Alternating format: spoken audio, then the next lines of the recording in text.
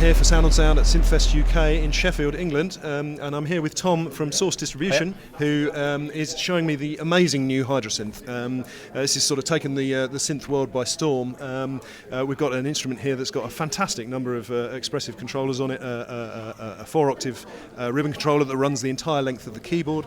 It's got Polyphonic aftertouch, which it's managed to do because the company, ASM, has been set up by the Chinese keyboard manufacturer Modeli, and it's got an awful lot of people behind it. Dominic Orr, who came from Novation, Daniel Troberg, who came from Electron, and Glenn Darcy from Arturia, who was behind instruments like the Matrix Brute, also distributed here by Source Distribution. So Tom is going to take us through some of the capabilities of this incredible new instrument. Right. Yeah, hi.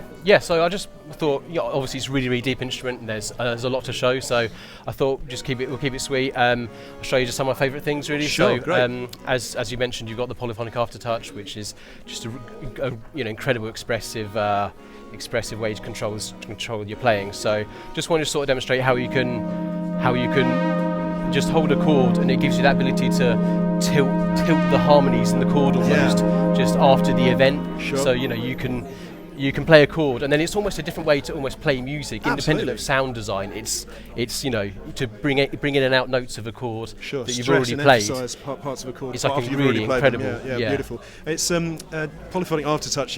It's something that's been around for a long time, but it's always been on extremely expensive instruments. Sure. And to see something like this, which is going to be retailing in the UK, as I understand it, for around £1,300 and $12.99 in the States, is really quite extraordinary. Again, I guess that's the Chinese manufacturer Modeli's sort of background helping to make that technology, keyboard technology, affordable. Absolutely, one of my other favourite things, I'm always a sucker for wavetables. I've loved wavetables for years and years, and so I was incredibly enthusiastic about this one when they first showed it to us. And I think is incredible about it is that you can basically create wavetables on the front panel. So you have the ability to, if you just jump in here to an oscillator edit, take it to your wave scanning mode. Sure. Edit wavetable list, and just here you've got 8 slots to put.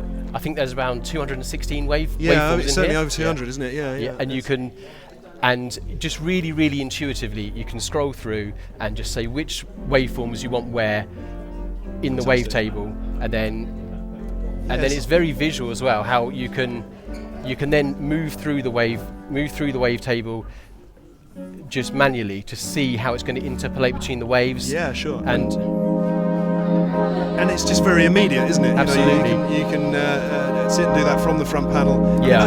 There's been software that you can do things like this with, but to have it accessible in this way, it's so quick makes as well. it very much a playable instrument, doesn't it? I just think it's incredible they've managed to put something that you'd need a whole program on a computer, and they've managed to do it with 4 knobs and 4 buttons. Yeah, which fantastic. I think is great, and that's great interface design. One of my favourite really things helps. about it. So. And also, you just little visual things like you've got the module select algorithms here, and you can just see it at a glance.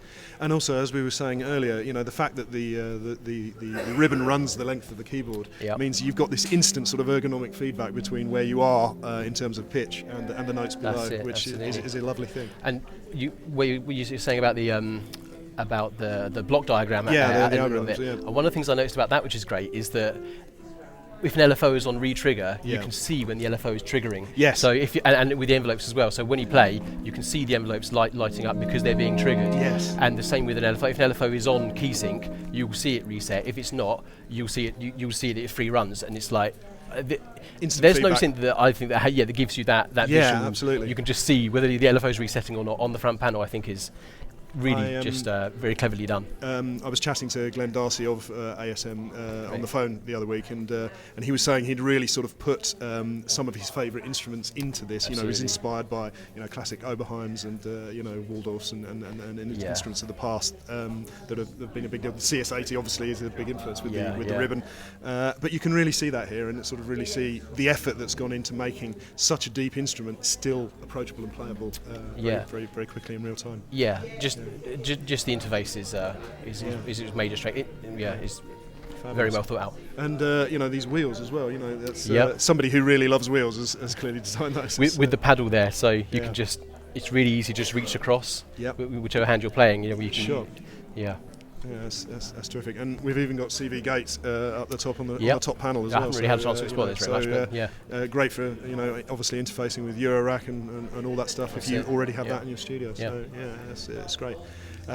Great. Well, should we hear some of sure, let's have a go. What the synth can do? Give us a quick demo. Yeah. So it's.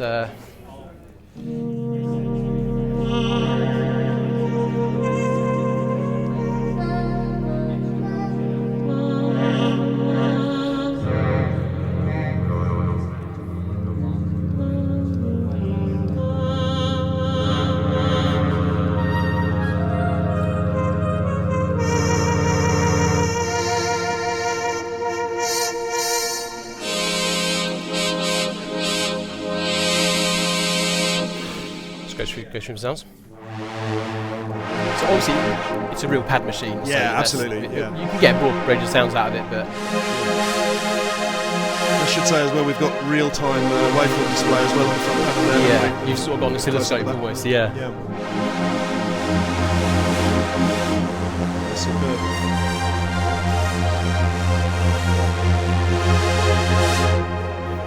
Inevitably, in a synth this deep, I suppose there are some things that are still a mystery. You were saying about the colour of the knob earlier, which is we have been unable to